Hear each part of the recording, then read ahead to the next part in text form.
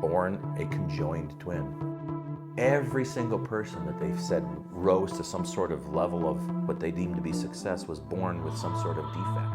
If you're listening to this and you're alive, that's the formula for success. That's all you need. A lot of people believe success starts from where and when and into what family you might be born into, and I want to break that lie off of you today as I talk to you. So I want to take you back to 2015. My wife at the time, my late wife, passed away in 2017, but she was going through some incredible medical issues and challenges, and physically it was destroying her body. She was having incredible pain, and about a 2-year struggle. It started to affect her mentality. You can imagine if you're constant pain and hurting. Next thing we know, we're at some marriage counseling in 2016, and we're trying to find some solutions to what we're going through and dealing with health crises and mental health crises. And so I'm 100% behind her. I'm there for this. It's a whole week-long therapy sessions for both of us. And it's interesting because I'd never really been to like a couples therapy session. So we go to the first one. It's me, my wife, and a couple. They had been doing this type of work for 45 years. So they were in their 70s, right? And they'd been doing this a couple. And they had this really cool office where the entire office you're sitting in was bookshelves. And on the bookshelves were these 3-ring binders. You know, the 3-ring binders where you 3-hole punch and stick it in there. And these were all their case studies of everybody they worked with. And there must have been thousands of them in there, right? And these were all reference points for them to look back in order to help the current clients they were with. And so the first session we have is we're together, we're sitting side by side on the proverbial couch, right? And they're asking us questions, what do you want to accomplish and what do you hope to see happen? And, as they're talking to my wife, she has specific things she's trying to overcome and heal and mend from past, present, and future and pain and all these items. And they get to me and they're like, well, what do you want to come? I'm like, I'm here for her. Like, whatever it takes. Like if I could take all this pain as a man and take it from her and stick it in me, or if I have to die so she can live and be healthy as a man, we sign up for that stuff, right? We say, yeah, take me, right? But that wasn't the case. That isn't possible. They were like, no, we're going to be here for you as well. There may be some things that you're dealing with. And in the back of my mind, honestly, I was like, bullshit. Like I'm here for her. 100%, whatever it takes to get her better, get her healed, get her moving forward so that we can move forward in life and get through this difficult season in our life. Well, after the second day of team therapy, we're getting together. They break us into individuals, right? And so I go through my individual thing, and they're asking me some what I consider to be not intrusive but unimportant, almost irrelevant kind of questions that didn't seem to make sense to anything that I was going through or what we were going through. On the second day of that individual session, there's even more questions that I feel like have nothing to do with what we're actually going through, but I'm answering them openly, honestly, truthfully. As you can tell, I'm kind of a passionate guy, so I was like ready to expose myself. If there's any way that me exposing what I'm going through, the challenges I'm facing can somehow help my wife feel better, I'm all about it, right? So on the fourth day of this 5-day session, they bring me in, and I go to my session, and they start asking me questions like this. It goes something like this, if I can recall it right. Do you ever feel like something's missing, or you're a part of something that's no longer there? And I'm like, well, yeah, I mean, who doesn't feel that, right? Who doesn't feel those types of emotions? Or they say something to the effect of, do you feel like you're maybe missing someone in your life? And I'm thinking, gosh, am I missing someone in my life? I'm not sure if they're thinking like a past relationship or mommy, daddy issues. I'm like, I've kind of resolved those things. But I'm like, yeah, I guess I do. They ask a series of these questions for like a half hour, and then they just stop the session in its tracks. And they start conversing with one another like, he fits everything. And they're pulling one of those 3-ring binders off the shelf, or 5 or 6, and they have several of them sitting by them, and they're going through it. Yeah. They're like, Brent, can you tell us about your birth? And I'm like, well, I mean, yeah, granted I was there, right? I happened to be at my birth, but I mean, what do you mean, can I tell you about my birth? Like the emotions of it, like, well, was there anything unique about it, or strange about it, or different about it? Or did your parents talk to you about your birth and what that was like? And so, you're talking about your past, and you go all the way back to what you consider to be your origin, right? My birth, let me think. And I sat and thought, and I was like, you know what? Now that you asked that question, it's ironic. There was something interesting about my birth. When I was born, my mom said I was born with a wing. That's pretty strange, right? Well, when she said wing, what she really meant was from on my left side near my heart, from about the upper part of my pectoralis major to the latissimus dorsi, your back muscle. I had a growth. And at the time, this is 1973, right? So at this time, they really don't divulge too much to the mother what's happening with the child.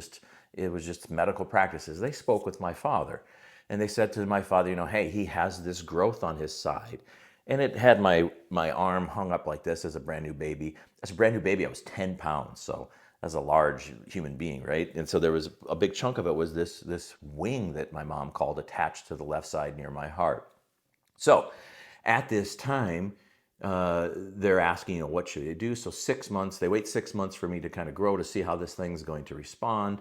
And they take me into surgery. And at 6 months old, I had 67 stitches, which, 67 stitches on a 6-month-old baby is a pretty good cut. What they found is that surgery ended up taking much longer. This is what I heard from my mom and my dad. The surgery took much longer than they anticipated because the blood vessels and the nerves and all the arteries and veins were kind of connected, actually providing blood to this growth, right? So it was a wing, according to my mom, because that's kind of what she had been told. And I'm sitting there as a kid getting told this story, thinking I might be flying in circles as a little kid. I don't know what's going on. But they really didn't know medically how to explain to my mom, and probably didn't even want to take the time to worry her at all. So after this surgery, I'm actually healing up, right? And for the next 25 years, I would have constant kind of seeping from this wound. Let me describe it to you. So I've got this scar from here to here, and maybe one day I'll have to show it on camera for you guys so you can kind of see it. It's about this long. And on my body, when I was young, it would develop along the scar. On either side of it, it would develop these little, it looked like the head of like cauliflower or broccoli, like just the top part of it, like these little bumps, like little blood vessels that would come to the surface and almost fill up, and they would fill up with either blood or white liquid, which is white blood cells. So for 25 years of my life, this thing on my side would constantly be, these things would grow. If I would rub wrong, they would pop, and it would just bleed just a little bit, just enough to remind me that something was there, right? To be honest, I was a little self-conscious of this, right? Because I knew at a young age this was kind of rare and unique to have bloody broccoli growth, little tiny things growing on your side with a big scar up and down your side. And I couldn't help if I was playing basketball, right? Shirts versus skins when I was a kid, right? And Brent, you're on the skins, so take off my shirt. And I would forget, and then someone would be like, oh my God, like what happened to you right there? Like you have this huge scar, and kids, they're just ruthless, right? They would just tease you. And so I got a little self-conscious of it, admittedly so. So if we got to choose shirts versus skins, I'd be like, let me be on the shirts team so I don't have to deal with it. I can just play basketball out here. Well, let me get back to when I'm in this therapy session, right? So they sit there and they say, Brent, you match. Now, this is 2017, so I'm like 44, 43 at the time. I'm aging myself. You can do the math if you want. They're like, Brent, you match. Thank you for sharing that part of your story. You literally match all the characteristics, qualities, or personality types of someone who was born a conjoined twin. So I'm sitting in this chair like I'm sitting now, and I hear conjoined twin, and I'm sitting there thinking of like, the people you see in the circus where they're connected at their head, or, and two people walking around connected, and they're like, well, listen, usually someone in a conjoined status in utero is connected at the head, the heart, or at the genitalia area, right? Because that's where the most nerve endings are, and that's where the two humans are connected as one. And so I'm like, you're kidding me, right? So I show them the scar, and they're looking at the scar, and they're like, yeah, no one told you this before? I'm like, no one's told me. I was born a conjoined twin. I was born with a twin connected to me that never obviously developed into maturity. Well, the reason I tell you that story is this. No matter what family you've been born into, no matter how you've been born into, if you've been born, and if you're listening to this and you're alive, that's the formula for success. That's all you need, right?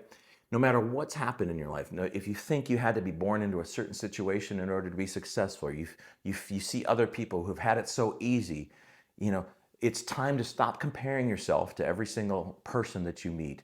Nobody's situation is perfect. You would look at me and not even know, and certainly did it detract from me? I don't know. I don't know. I believe it's like a secret human power, like a superpower. Because not only did I have this connected to me, but it was on the inside of me. And that's how were able to identify it. I modeled all these behaviors of being a twin, having someone else with me my whole life. It's a little freaky to think about, right? That you have another person potentially on the inside of you partially. But here's the thing, whatever unique difference you have been born with, or situation you've been born into, or circumstances you've gone through, no matter how hard or difficult they are, they may be the very thing that is the spark of uniqueness, that is the thing that creates the opportunity for you to be amazing at whatever you're going to do in your life. I read this one study that said that they were trying to identify the one characteristic of all successful people throughout history. And when they defined success, they talked about major leaders. So like Winston Churchill, Abraham Lincoln, and they went down these major leaders, generals, athletes, stars, high performers, businessmen, tycoons, all these things. And they were trying to determine, was it the families they were born into? Was it race? Was it gender? Was it ethnicity? Was it proximity? Was it the country where they were born in? Was it the language? They went through all these factors and couldn't find any pattern except one. There was one pattern. You want to know what it was? Every single person that they've said rose to some sort of level of what they deemed to be success was born with some sort of defect, some sort of birth defect, right? So how is it that something so strange that can be seen so negatively can be then turned into something so positively? I want you to change your perspective on anything that's happened to you or from you, even from birth in your life. It may be the very tool and mechanism and opportunity that you need to kind of break through into your place of success. Look at everything that's ever happened to you in your life just for a moment. Just close your eyes for a second and picture any pain or any trauma or anything that you've gone through, and just recognize it as the thing that maybe has forged you into the person that you have become for the better. If you're still breathing, if you were born, if you're alive and you're moving forward in life, you've got what it takes to be successful. Success isn't about where you're at, but what you've had to overcome in order to get to where you're at. For me, from the very moment I was stitched together in my mom's womb until the time I was born and moved through that process, and 44 years later, I discovered that I'm born a conjoined twin. I want to tell you how that story ended, just so you know, and I'm be transparent with you. I'm driving back to tag team my wife into her session. We would take turns, and as I'm driving back, I can almost feel it now. The weight of this understanding or this revelation, it was like everything all of a sudden made sense and didn't make sense at the same time. And it just flooded my nervous system and my mind and my body and my spirit, my soul, my heart. And I was driving back and I had to pull over the car because I literally got physically sick. You remember that scene in The Matrix when Neo comes out of the Matrix and they pull that thing out of the back of his head, right? And he's freaking out. He's freaking out, like he's gonna pop, and all of a sudden he just vomits everywhere from the revelation that he's like in a matrix, right? That same thing is what happened to me. And so, from that day till this, I've researched conjoined twins. I know all the conjoined twins that are alive. I've reached out to some of them. I read on them. I follow them I'm on some Facebook groups of people that are like part of conjoined twins. There's a group for everything, right? I guess what I'm getting at is this: no matter your situation, no matter what you've gone through, no matter the pains that you've endured, no matter the situation you were born into, you are a miracle. If you're watching this right now, you've got all it takes to be successful in life, no matter where you've been born. So you might not have had an extreme situation like being born a conjoined twin, or you might have a crazier story that you might want to share. I just want to encourage you today that no matter what you've gone through, it may be the very thing that makes you unique and specially qualified to be successful in what you're going for. And I believe that with all my heart.